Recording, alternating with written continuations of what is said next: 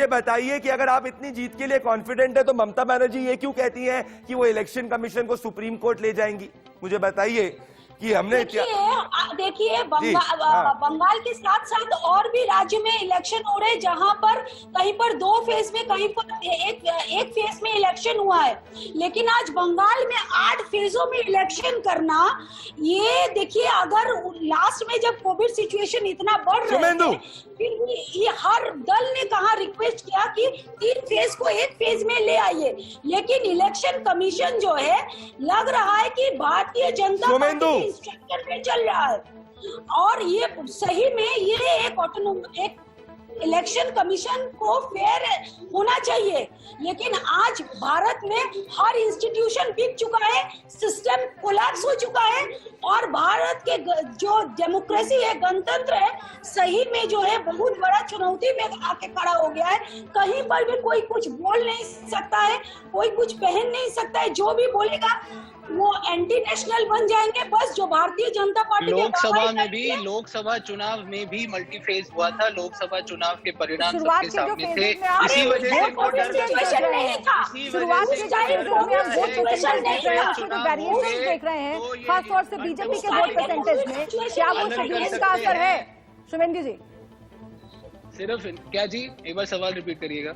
जो vote percentage का अंतर देख रहे हैं, वेरिएशन है वोट परसेंटेज, खासतौर से बीजेपी का वोट परसेंटेज, क्या जो शेड्यूलिंग हुई चुनाव की उसका असर आप इसमें देख रहे हैं शुरुआत के फेजेस में? नहीं, शेड्यूलिंग सिर्फ आई थिंक सेंट्रल फोर्सेस का जो मूवमेंट था, इलेक्शन कमीशन बार बार इस चीज को दोहराते रहा है।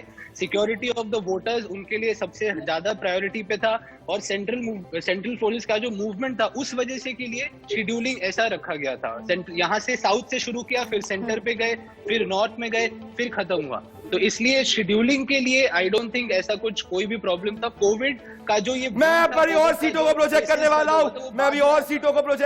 हूं, मैं आपको रोकना चाहता हूं। सिंगूर और कलकत्ता पोर्ट को मैं प्रोजेक्ट करूंगा दोस्तों।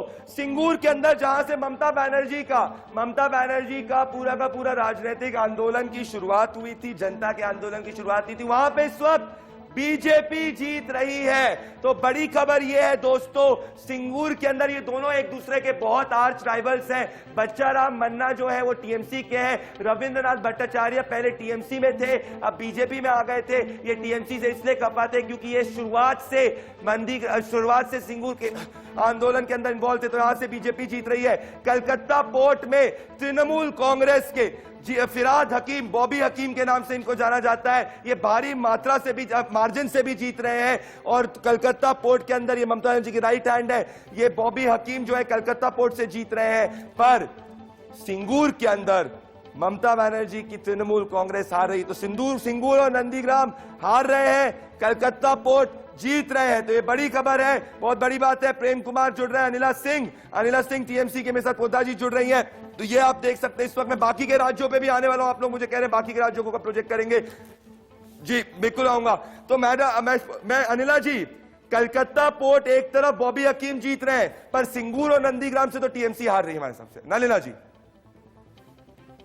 बिल्कुल प्रदीप जी, ऐसा है कि अगर आप भारतीय जनता पार्टी का ग्रोथ ग्राफ देखेंगे, पॉलिटिकल ग्रोथ ग्राफ देखेंगे पश्चिमी बंगाल में, तो और आप उसको अगर डिवाइड भी करोगे कि भाई 1000% जंप किन सीट्स पे लिया है, 100 देखिए भंडारी जी, कितना जंप लिया है, देखिए नंदीग्राम को आप जिस तरह से दिखा रहे हैं, निश्चित रूप से नंदीग्राम एक ऐसी सीट है, अगर ममता बनर्जी हार रही हैं आपके हिसाब से, तो निश्चित रूप से आपका पूरा प्रोजेक्शन मैं मान लूंगा कि सही है।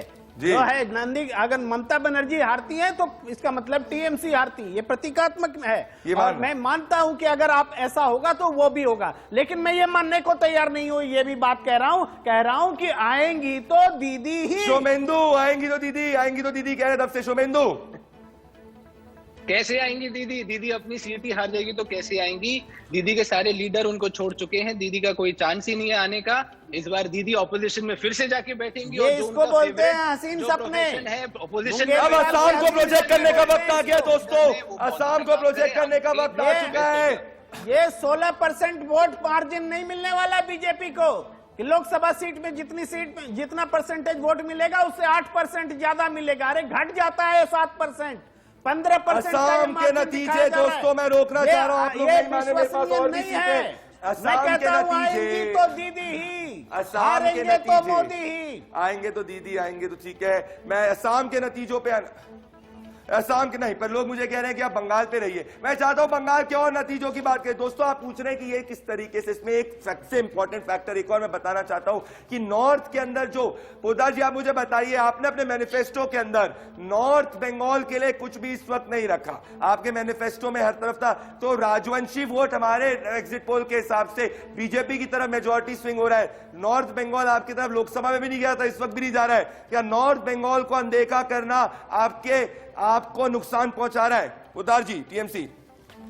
देखिए, हम एक तो बात बता रहे हैं कि नंदीग्राम सीट से ममता बनर्जी बड़ी बहुमत से वो जीतेंगे और सिंगूर भी जीतेंगे और नंदीग्राम भी जीतेंगे, क्योंकि एग्जिट पोल क्या बताते हैं ये बड़ी बात नहीं है। वहां के जनता और वहां के महिला वोटरों जो निकल के वोट दिए वो सबसे बड़ी बात है। दूसरी बात जो कह रहे थे सोमेंद्र जी ने कि सिक्योरिटी ऑफ द वोटर कहाँ थे जब 34 साल सीपीएम वाले बंगाल के जनता पर अत्याचार कर रहे थे, कहाँ उस टाइम आपके सिक्योरिटी ऑफ वोटर नहीं थे। Mamata Banerjee no identity card no vote के लिए लड़ाई किए थे, तब भारतीय जनता पार्टी नहीं थे। कहाँ है आपका बीजेपी? तो आप अपने ओपोनेंट्स को पेड़ों पे टांग क्यों देते हैं? आप अपने ओपोनेंट्स को रातों रात क्यों मर्डर करते हैं? वो सीपीएम से बीजेपी में गए थे। आप पूछिए कि सीपीएम वालों ने क्यों मारा? वो तृणमूल के कोई नहीं थे, टीएमसी में गए, बीजेपी गए थे। सीपीएम से बीजेपी में कैसे जाएंगे? बीजेपी के पास जो है बूथ कर्मी नहीं है। अरे पूरे देश में असम के नतीजे मेरे सामने आ चुके हैं दोस्तों, असम के नतीजे मेरे सामने आ चुके हैं। असम के नतीजों के हिसाब से दोस्तों असम के अंदर एनडीए की सरकार बन रही है। तो एनडीए जो है, बीजेपी एनडीए जो है इस वक्त जो है असम के अंदर वापस से सरकार में आ रही है। तो एआईयूडीएफ और कांग्रेस के अलायंस से एनडीए की सीटें पिछली बार से कम हो रही है, पर एनडीए यहां पे दोस्तों जमीन पर प्रो इनकम्बेंसी देखने को मिली। गुवाहाटी का रीजन एनडीए स्वीप कर रही है। साथ में अगर अपर असम की बात करें तो फेज 1 के अंदर मेजॉरिटी सीट्स एनडीए के पास गई थी 34 to 37, और चाय वैगान के वर्कर्स जो है वो वोट कांग्रेस की तरफ नहीं शिफ्ट हो रहा है, still BJP is able to hold it. Minority vote Congress की तरफ शिफ्ट हो रहा है, और इसीलिए इसके साथ में अगर जहां जहां एआईयूडीएफ और कांग्रेस का मुस्लिम वोट कंसोलिडेट हो रहा है वहां पर बाकी वोट भी काउंटर कंसोलिडेट हो रहा है। अगर बोडोलैंड टेरिटरी में बात करें तो एक नेक टू नेक फाइट देखने को मिल रही है।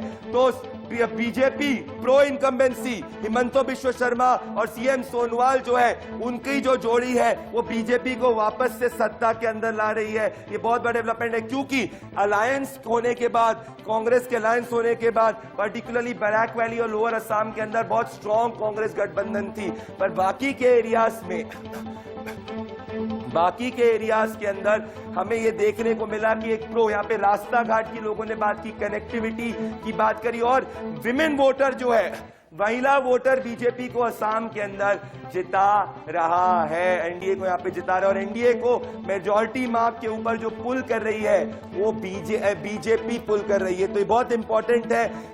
और इसके साथ में अगर मैं बात करूं जालुकबाड़ी की सीट की, जालुकबाड़ी से बीजेपी के स्ट्रेटेजिस्ट जिनको कहते हैं कि नॉर्थ ईस्ट के साइंटिस्ट हिमंतो बिश्व शर्मा लड़ रहे हैं, वो इस बार और बड़ी मार्जिन से जीतने वाले हैं। और साथ में सीएम सोनोवाल जो है वो भी अपनी सीट को जीतेंगे, तो दोनों अपनी सीट को अच्छी मार्जिन से जीत रहे हैं। और साथ में अपर असम का जो एरिया है वो पूरा का पूरा एनडीए की तरफ अधिकतर जा रहा है। तो फेज 1 में एनडीए ने जो स्ट्रॉन्ग लीड पाई है, अब मैं वोट शेयर की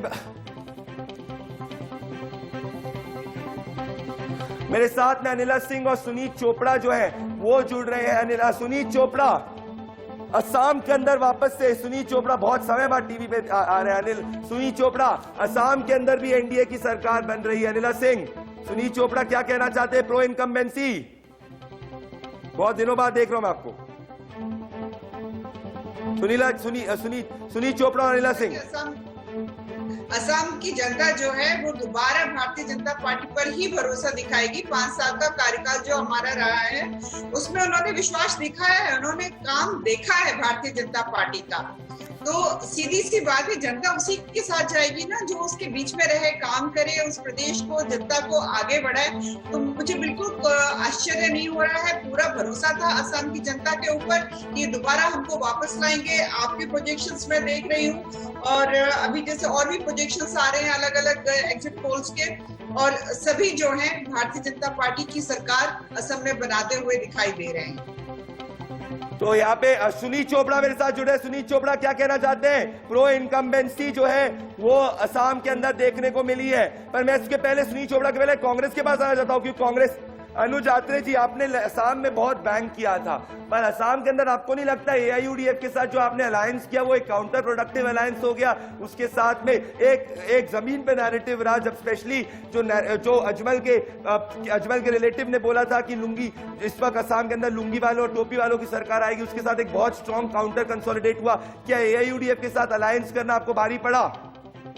अनुज जी देखिए, अभी मुझे लगता है कि बहुत जल्दी है अभी कुछ कहना, क्योंकि अभी तो हमारी सरकार वहां पर, आपके आकलन कुछ और हो सकते हैं, लेकिन जो हमारे को फीडबैक आया है जो उसमें निश्चित तौर पे हमारे को लाभ हुआ है और उनके साथ चुनाव लड़ करके हम वहां पर स्पष्ट तौर पर कांग्रेस की वहां सरकार बन रही है, मैं दावा कर रहा हूं। और जब 2 मई को आपके साथ इसी चैनल पे मैं साथ रहूंगा तो मैं आपको नतीजे दिखा दूंगा। मैं बहुत ही जिम्मेदारी के साथ और बहुत ही मजबूती से इस बात को कह रहा हूं कि आसाम में हम लौट रहे हैं, क्योंकि आसाम में बहुत जबरदस्त भारतीय जनता पार्टी के खिलाफ एंटी इनकम्बेंसी फैक्टर रहा है। वो डबल इंजन की सरकार जो वहां 5 साल चली है, बंगाल की जो आसाम की जनता को ये कोई जवाब नहीं दे पाए। 5 साल के पहले जो वायदे किए थे वही 5 साल के बाद वायदे कर रहे हैं।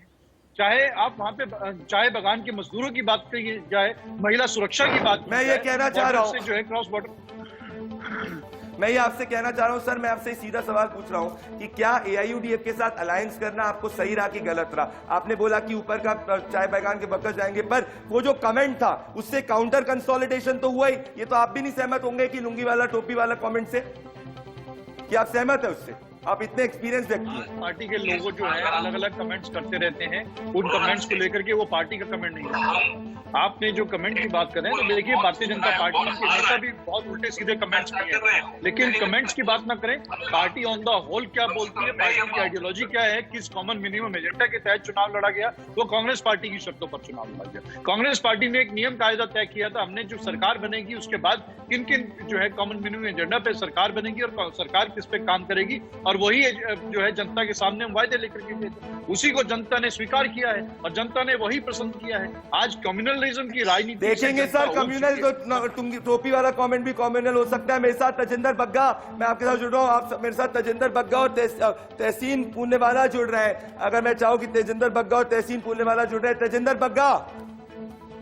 बग्गा आप बंगाल में काफी समय रहे हैं, तहसीन पूनेवाला भी जुड़ रहे हैं। तजिंदर बग्गा, बीजेपी की बंगाल में पूर्ण बहुमत की सरकार बन रही है हमारे एग्जिट पोल के हिसाब से, और असम के अंदर एनडीए वापस से आ रही है 70 सीट से ज्यादा हमारे एग्जिट पोल के हिसाब से, पर यहाँ पे कोई भी इस बात को नहीं मान रहा है। वो कह रहे हैं कि कम्युनल ताकतें जो है वो रुक जाएंगी और दीदी जो है जीतेंगी। टीएमसी की एमपी जो है वो तो कह रही है कि नंदीग्राम भी दीदी जीतेगी और बीजेपी 100 सीट भी नहीं पार कर पाएंगी। तजिंदर बग्गा और कह रही है कि आपने कोरोना को ध्यान नहीं दिया। Tajinder Bagga versus TMC. एक बात आपकी मानता हूँ और एक बात कांग्रेस के प्रवक्ता की मानता हूँ।